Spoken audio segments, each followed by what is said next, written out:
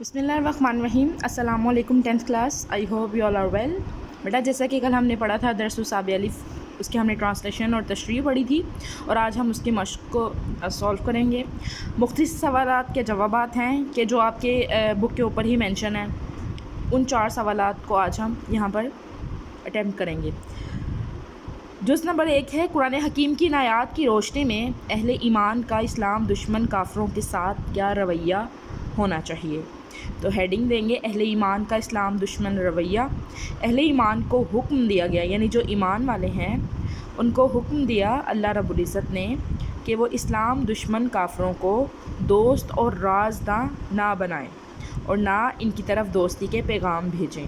بیٹا آپ کو پتہ ہوگا کہ حضرت حاتب بن ابی بلتہ نے اپنے خاندان اور اپنے دوستوں کو بچانے کے لیے نبی اکرم صلی اللہ علیہ وآلہ وسلم کی جو پلاننگ تھی اباؤٹ جو وہ ایک اچانک حملہ کرنا چاہ رہے تھے مدینہ المنورہ کے اوپر، تو اس سے بچنے کے لیے اللہ رب العزت نے یہاں پر ان کو مخاطب کر کے کہا کہ آپ دوستوں کی طرف کافروں کو دوست اور رازداں نہ بنائیں اور نہ ان کی طرف دوستی کے پیغام بھیجیں. آگے کوشچن نمبر 2 ہے، سورہ الممتحنہ میں دشمنان حق کی کن باتوں کے سبب انہیں دوست اور رازداں بنانے سے منع کیا گیا. تو جواب ہے دشمنان حق کو روزدہ بنانے کی دشمنان حق کو دوست بنانے کی ممانعت کہتے ہیں منع کرنا کسی چیز کے بارے میں. مدرجہ ذیل 2 باتوں کے سبب دشمنان حق یعنی جو اسلام کے دشمن ہیں ان کو دوست اور رازدہ بنانے سے منع کیا گیا. اس میں سے جو نمبر 1 ہے وہ ہے تم ان کی طرف دوستی کا ہاتھ بڑھاتے ہو حالانکہ جو حق تمہارے پاس آیا ہے اس کو ماننے سے وہ انکار کر چکے ہیں.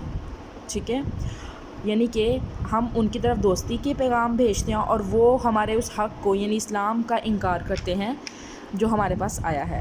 اور اس کے بعد سیکنڈ پوائنٹ یہ ہے کہ ان کا حال یہ ہے کہ رسول اللہ کو اور تم کو صرف اس قصور پر جلاوطن کرتے ہیں کہ تم اپنے رب تعالیٰ یعنی اللہ پر ایمان لاتے ہو، اور صرف اس وجہ سے وہ اسلام کے اور ہمارے دشمن ہیں کہ تم کیا کرتے ہو، اللہ پر ایمان لاتے ہو.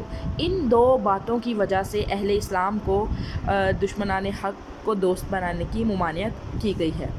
آگے ہے بیٹا کوشچن نمبر 3 ہے آپ کا، جب اہل کفار مسلمانوں پر غلبہ پا لیتے ہیں تو ان کا اہل ایمان کے ساتھ کیا سلوک ہوتا ہے. جواب اہل کفر کا اہل ایمان کے ساتھ سلوک، یہ اس کی ہیڈنگ ہے. اور جب اہل کفر مسلمانوں پر غالب آ جاتے ہیں تو ان کے ساتھ دشمنی کرتے ہیں اور ہاتھ اور زبان سے ان کو تکلیف پہنچاتے ہیں اور کسی رشتے ناطے کا لحاظ نہیں رکھتے. ٹھیک ہے، آپ نے دیکھا کہ بہت سارے غزوات مسلمانوں کے درمیان ہوئے اور ان غزوات کے اندر نہ انہوں نے بچوں کا خیال رکھا نہ بوڑھوں کا،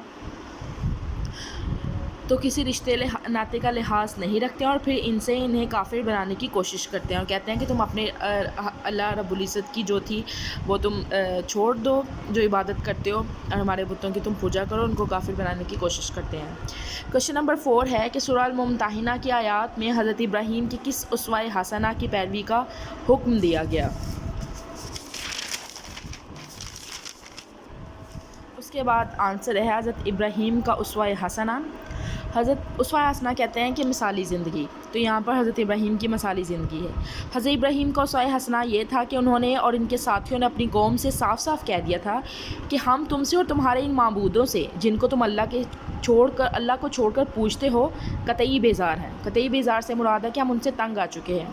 ہم نہ تمہیں حق پر مانتے ہیں اور نہ تمہارے دین کو، اور ہمارے اور تمہارے درمیان کھلی عداوت یعنی دشمنی ہے جب تک کہ تم اللہ واحد پر ایمان نہ لے آؤ. ٹھیک ہے، اور یہی طرز حیات اللہ رب العزت نے مسلمانوں کو کرنے کا کہا تھا. آئی ہوپ یو انڈرسٹینڈ بیٹا. اب ان کوشچنس کے آنسر یہاں سے نوٹ ڈاؤن کر لیجیے گا، ان کو اچھے سے یاد کر لیجیے گا. ٹیک کیئر، اللہ حافظ.